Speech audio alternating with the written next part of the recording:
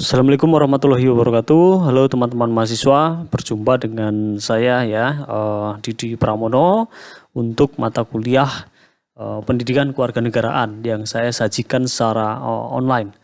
Baik, untuk materi pertama kita ya di dalam perkuliahan online Pendidikan Kewarganegaraan ini ya, setidaknya ada materi ini ya, karena ini masih awal, jadi akan saya jelaskan terlebih dahulu tentang latar belakang pendidikan kewarganegaraan di perguruan tinggi ya, yang mana nanti akan saya bagi menjadi dua bagian ya penjelasan saya ini.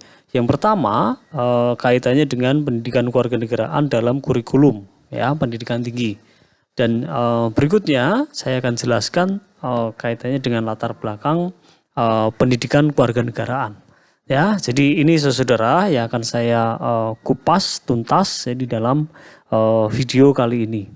Baik, langsung saja ya saya masuk ke penjelasan materi saya ya. Akan saya beri pengantar dulu sebelum saya menjelaskan tentang kurikulum pendidikan tinggi ya. Baik, saudara yang saya hormati ya, kita tahu ya bangsa Indonesia ini adalah bangsa yang besar, negara yang besar ya. Kalau kita lihat data kita secara geografis maupun secara sosial budaya, kita akan menemukan suatu data yang begitu luar biasa ya. Negara kita ya memiliki total luas wilayah mencapai 5 juta kilometer persegi dengan luas daratan ya 2 juta sekian kilometer persegi ya. Luas lautan kita bahkan lebih luas daripada luas daratannya, yaitu mencapai 3 juta kilometer persegi ya. Jarak utara dari utara sampai selatan ya 1888 kilometer. Jarak timur ke barat ya mencapai 5.000 sekian kilometer, dengan jumlah pulau mencapai 17.508 pulau ya. Di mana rentang geografis ini kemudian dihuni oleh hampir 1.200-an suku bangsa yang mendiami Indonesia ya, di mana mereka berkomunikasi dengan bahasa daerah yang beragam juga ya, mencapai 600-an bahasa daerah ya. Ini kemudian mencatatkan ya sebagai negara dengan bahasa daerah terbanyak nomor 2 di dunia ya. Luar biasa sekali ya. Belum lagi garis pantainya ya, belum lagi kemudian letak kita secara geografis ya, sehingga letak ini ya berkonsekuensi pada banyak hal ya. Kita kemudian memiliki 3 wilayah waktu ya, ini sebagai konsekuensi letak geografis kita yang begitu panjang ya, mencapai jarak 5.000 kilometer dari barat ke timur itu ya, sehingga kita memiliki 3 wilayah waktu, WIB, WIT dan WITA ya. Ini saudara ya, kita terletak di sebuah posisi yang strategis antara 2 benua, antara 2 samudra, terletak di garis khatulistiwa, memiliki iklim tropis dengan 2 musim ya, terletak antara pertemuan 2 jalur pegunungan Mediteran dan Sirkumpasifik ya. Sehingga ya dengan posisi geografis yang semacam ini, ada banyak hal yang bisa kita jumpai di Indonesia yang tidak bisa dijumpai di negara-negara lain ya. Kekayaan alamnya, flora faunanya ya, dan segala macam banyak hal ya.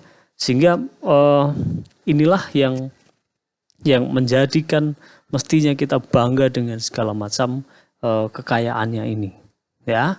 Nah, tentu ada banyak tantangan yang kita hadapi di masa depan yang harus kita hadapi ya, banyak sekali. Nah, tantangan-tantangan inilah yang kemudian semua berada di pundak kita sebagai generasi penerus bangsa ya. Oleh karena itu saudara ya, tantangan-tantangan yang banyak sekali itu di depan itu ya harus diantisipasi ya, harus kemudian kita punya satu mekanisme untuk menyiapkan diri kita menjadi generasi yang unggul, generasi yang siap ya dengan segala macam kemungkinan, generasi yang kreatif, inovatif, cakap, ya tangguh di dalam menghadapi tantangan-tantangan masa depan. Ya, oleh karena itu saudara, salah satu kunci untuk mengatasi segala macam tantangan ini, maka satu hal yang bisa ditawarkan di sini adalah pendidikan, ya, pendidikan. Nah, saudara, pendidikan yang kita jalani saat ini, pendidikan tinggi, ini berfungsi untuk mengembangkan kemampuan dan membentuk watak serta peradaban bangsa yang bermartabat, ya, dalam rangka mencerdaskan kehidupan bangsa, mengembangkan sivitas akademika yang inovatif, responsif, kreatif, terampil, berdaya saing, dan kooperatif melalui pelaksanaan Tridharma perguruan tinggi. Ya, tujuannya adalah mengembangkan potensi mahasiswa agar menjadi manusia yang beriman dan bertakwa kepada Tuhan Yang Maha Esa dan berakhlak mulia, sehat, berilmu, cakap, kreatif, mandiri, terampil, kompeten, dan berbudaya untuk kepentingan bangsa.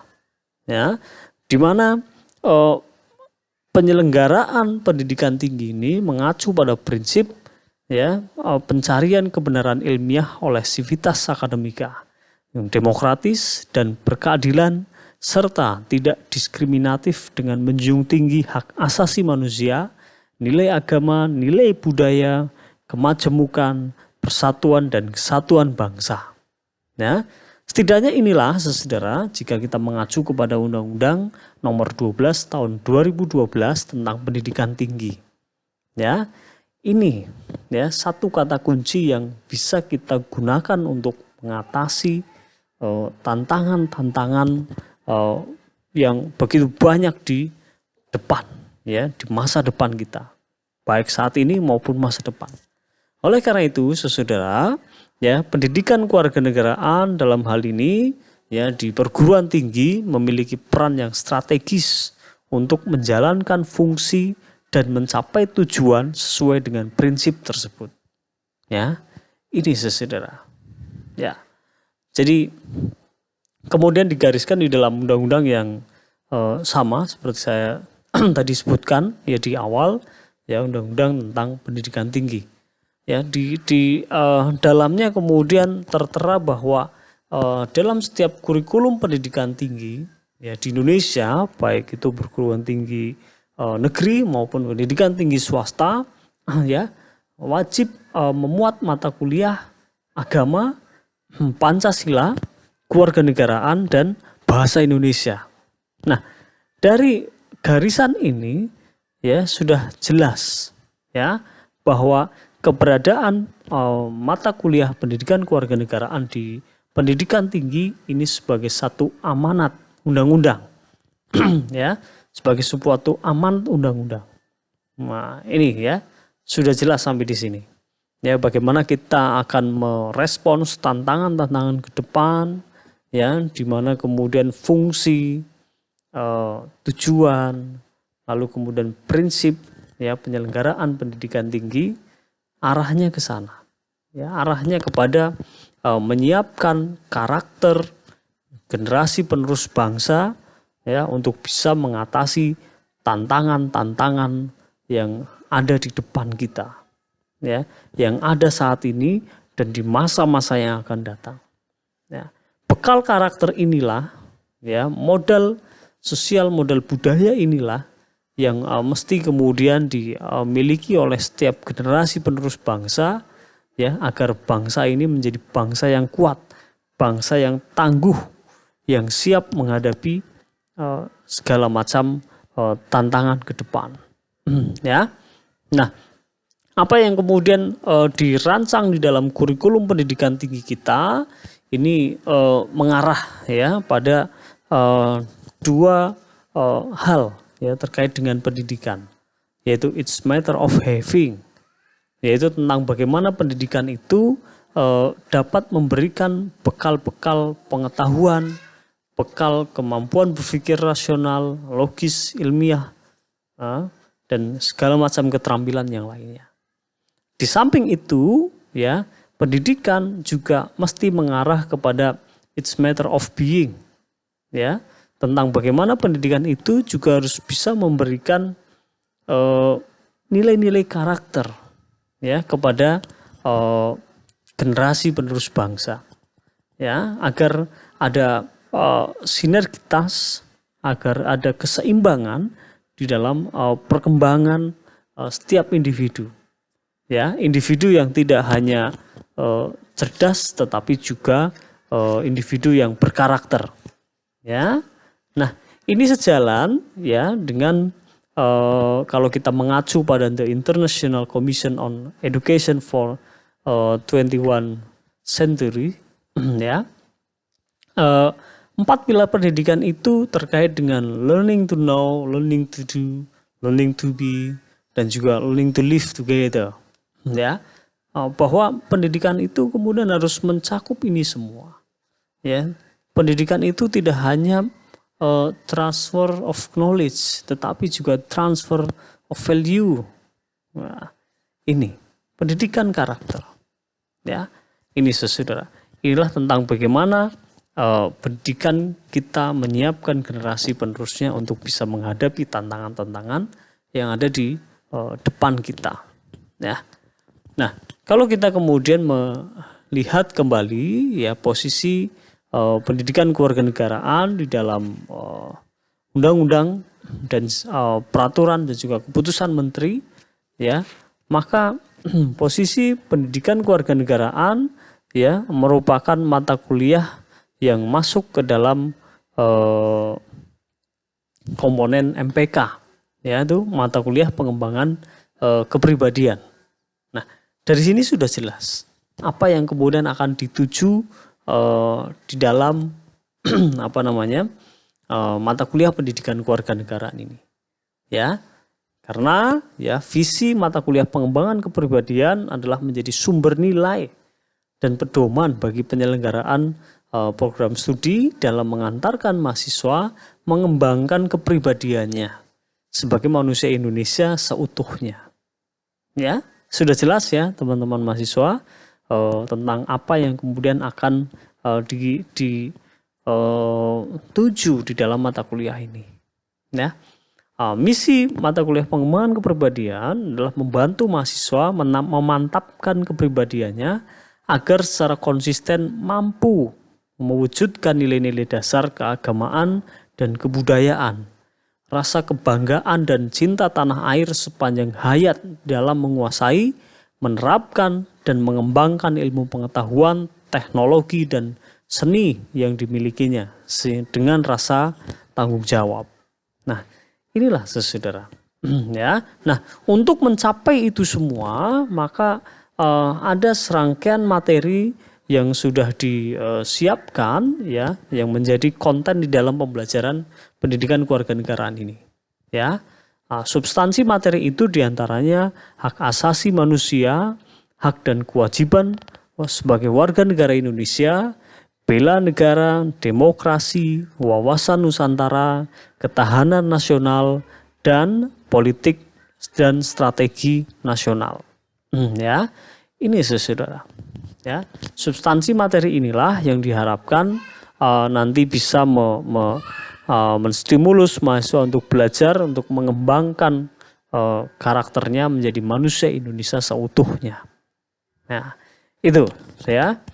Nah, berikutnya saya lanjutkan, ya, saudara, tentang latar belakang pendidikan kewarganegaraan, ya. Kenapa kemudian sampai detik ini, ya, pendidikan kewarganegaraan, ya, masih juga kemudian dikaji, ya, secara lebih dalam lagi, ya, di pendidikan tinggi, ya. Kalau kita melihat pada sejarah, ya, ini ada satu cerita panjang, gitu, ya, tentang sejarah kenapa kemudian juga bahkan sampai di perguruan tinggi kita masih harus terus mengkaji pendidikan kewarganegaraan, ya.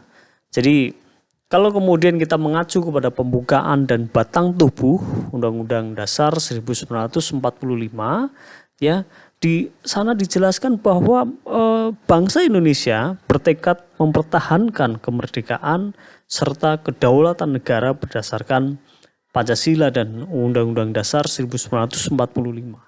Ya, pandangan bangsa Indonesia mengenai pembelaan negara tercermin dalam pembukaan dan batang tubuh Undang-Undang Dasar 1945, yaitu bahwa kemerdekaan ialah hak segala bangsa dan oleh sebab itu penjajahan di atas dunia harus dihapuskan karena tidak sesuai dengan peri kemanusiaan dan peri keadilan. Yang kedua, pemerintah negara melindungi segenap bangsa Indonesia dan seluruh tumpah darah Indonesia, memajukan kesejahteraan umum, mencerdaskan kehidupan bangsa, dan ikut melaksanakan ketertiban dunia berdasarkan kemerdekaan, perdamaian abadi, dan keadilan sosial. Ya. Yang ketiga, menjadi hak dan kewajiban setiap warga negara untuk ikut serta dalam upaya pembelaan negara. Ya, ini saudara. Maka mengacu pada landasan hukum ini, ya, kita bertekad, ya, bahwa setiap dari kita harus melakukan satu upaya pembelaan negara. Ya, maka bisa kita lihat tentang bagaimana masyarakat Nusantara kala itu berjuang untuk menjadikan bangsa kita sebagai bangsa yang merdeka, bangsa yang bisa menentukan nasib sendiri, bangsa yang kemudian punya apa istilahnya, hak-hak yang kemudian bisa dinikmati dengan leluasa, yang bertanggung jawab. Ya, maka masyarakat Nusantara berjuang kala itu.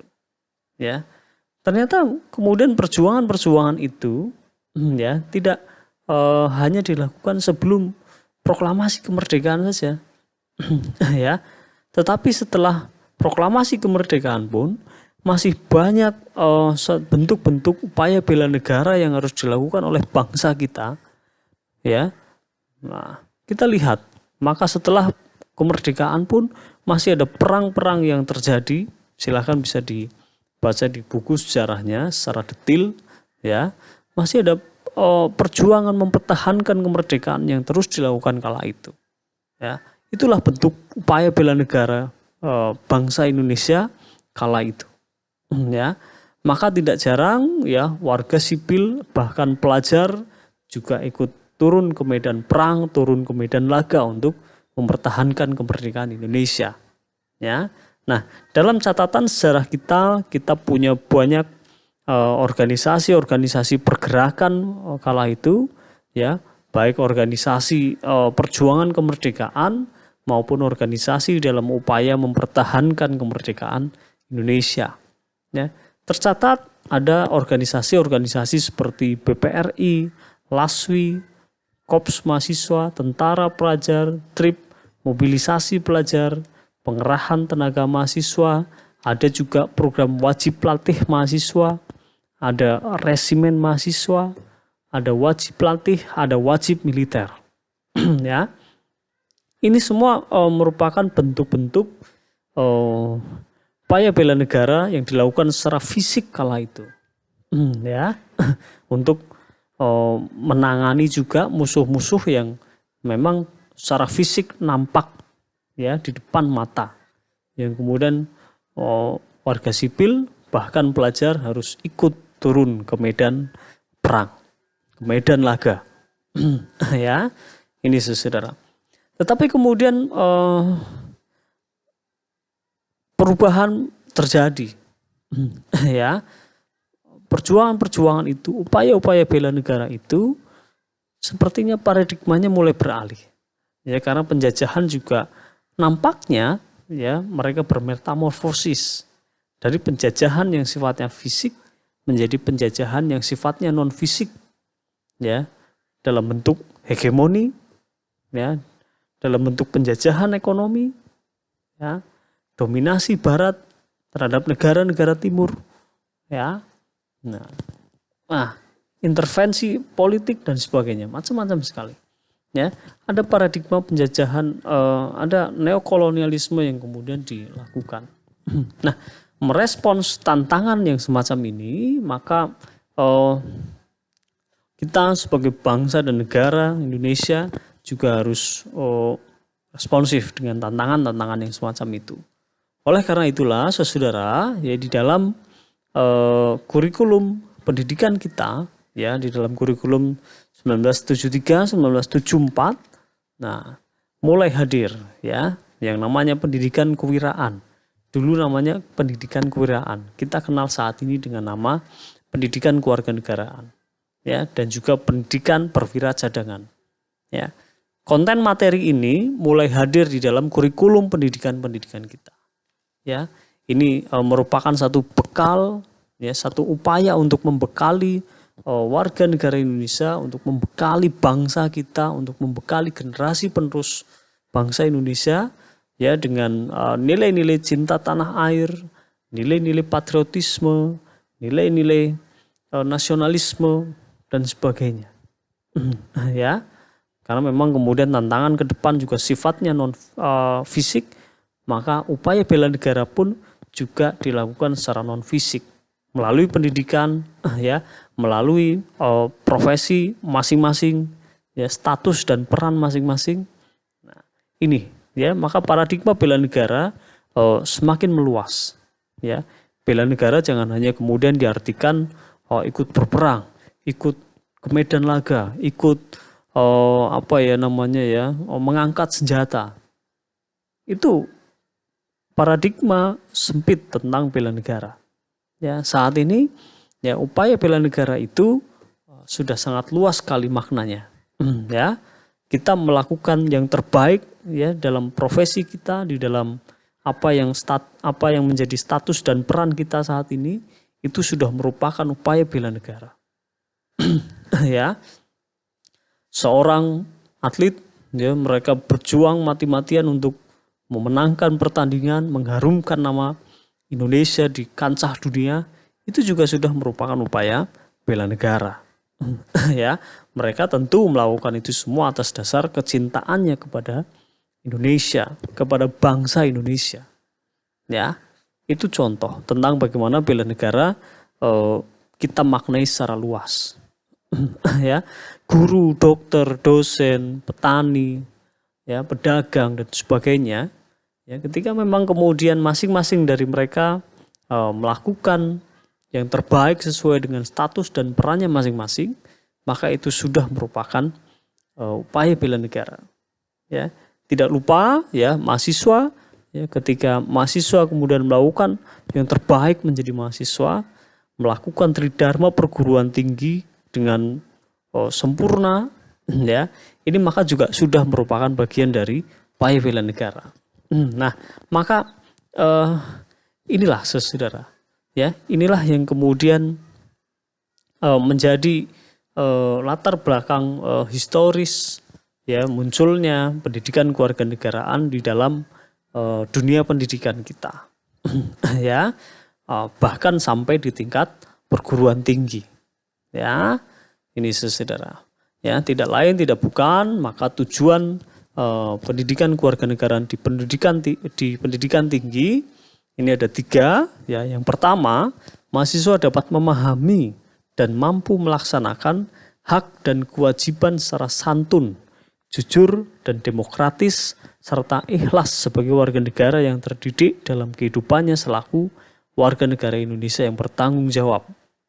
Yang kedua, mahasiswa dapat menguasai pengetahuan dan pemahaman tentang beragam masalah dasar kehidupan bermasyarakat, berbangsa, dan bernegara yang hendak diatasi dengan penerapan pemikiran yang berlandaskan Pancasila, wawasan Nusantara, ketahanan nasional secara kritis dan bertanggung jawab. Ya. Yang ketiga, mahasiswa dapat memupuk sikap dan perilaku yang sesuai dengan nilai-nilai kejuangan serta patriotisme yang cinta tanah air, rela berkorban bagi nusa dan bangsa. Ya, itu teman-teman mahasiswa ya. Jadi saya harap dengan penjelasan saya tentang latar belakang pendidikan kewarganegaraan di pendidikan tinggi ya bisa kita serap ya. Kenapa bahkan sampai setinggi ini pendidikan kalian ya tetap masih harus terus mengkaji pendidikan kewarganegaraan ya, yang bahkan juga kalian sudah mempelajarinya sejak SD, SMP, SMA, terus berlanjut sampai di pendidikan tinggi, kalian masih harus terus ya mengkaji pendidikan kewarganegaraan. Ya, saya harap penjelasan saya tadi bisa menjawab pertanyaan-pertanyaan itu. Ya, terima kasih. Jika ada yang perlu didiskusikan, ya mari kita diskusi di dalam forum yang kita sepakati bersama.